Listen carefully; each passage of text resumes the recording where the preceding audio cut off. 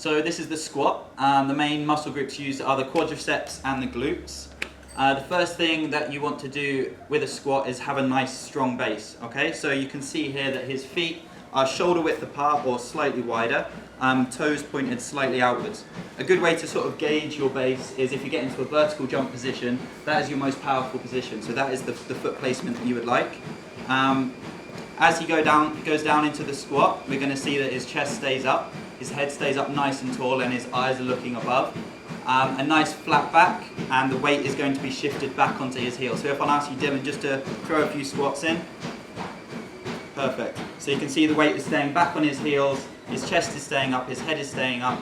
If you're struggling with keeping your weight back, you might find that you're leaning forward. What you can do is use a stool or a chair.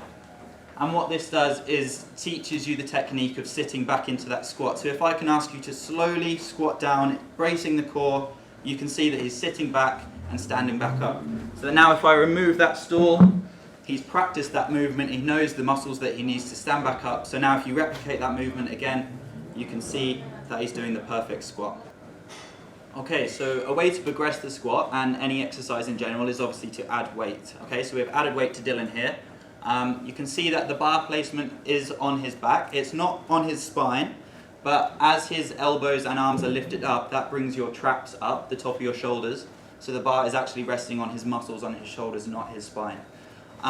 As he goes down, you can see again, he keeps his chest up, head up, nice neutral back.